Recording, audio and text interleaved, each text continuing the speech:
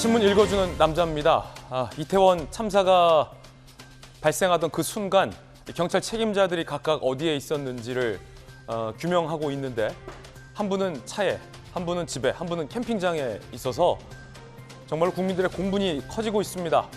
결정하고 지휘를 해야 할 책임자들이 이렇게 한가하게 각각 다른 장소에서 늑장 대응을 했던 겁니다.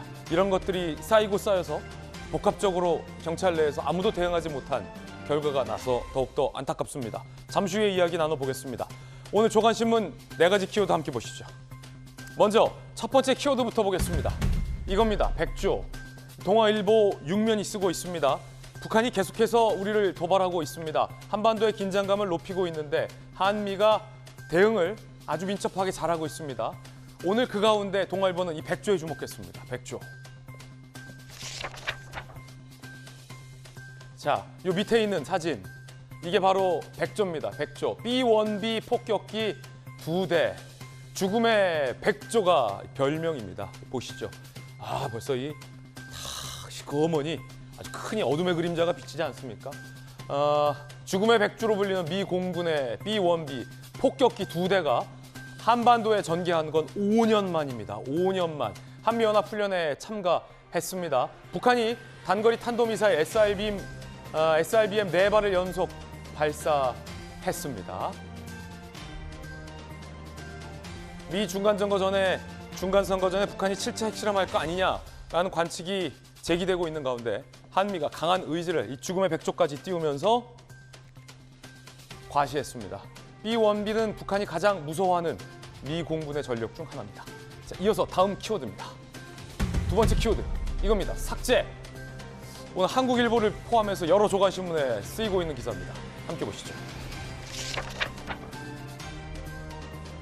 헬로원 사고가 우려된다라는 보고서를 경찰이 삭제했다. 용산경찰서 정보 간부들 참사 이후 묵살의 책임을 피하려 증거인멸한 의혹이 제기되고 있습니다. 가장 최악의 시나리오를 경찰이 다 보여주고 있습니다. 위기 앞에서 경고를 무시하고 위기 상황에 책임자들이 자리를 비우고 사후에 책임을 피우기 위해서 증거까지 인멸하고, 경찰 특수본 직권남용 혐의 등을 수사하고 있습니다. 질서, 인력, 증언 윗선에 전달 안 되고 이런 보고서까지 삭제하고 있다. 전문가들은 경찰 내의 기강회의, 보고 누락 등 체계가 무너진 것에 많은 지적들과 비판을 쏟아내고 있습니다. 잠시 후에 이야기 나눠보겠습니다. 이어서 세 번째 키워드입니다. 세 번째 키워드는 이겁니다. 책임. 책임. 경향신문 3면에 쓰고 있는 기사입니다. 윤익은 청장, 이상민 장관, 한덕수 총리, 윤 대통령이 인사 책임 어디까지 물을 것인지가 정치권에서 관심사입니다. 국가 애도 기간은 종료됐습니다. 윤석열 대통령은 거의 매일 애도의 시간을 했습니다. 윤익은 경질 관측되고 있고, 이상민 장관에 대해서는 고심 중인 걸로 알고 있고, 야당에서는 한 총리 쇄신도 요구하고 있습니다.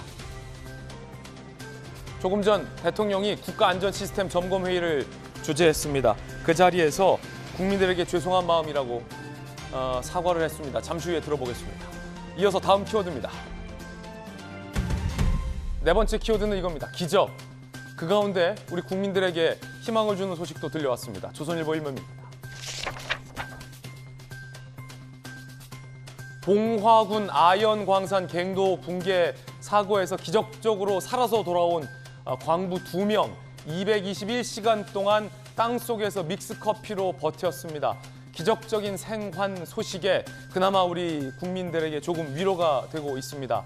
살아야겠다고 버티니 사라지더라 라는 인터뷰 내용도 뭉클합니다. 암흑 속에서 이 두 분의 광부가 어떻게 버텼는지 잠시 후에 기적적인 스토리도 저희 돌직구쇼에서 전해드리겠습니다.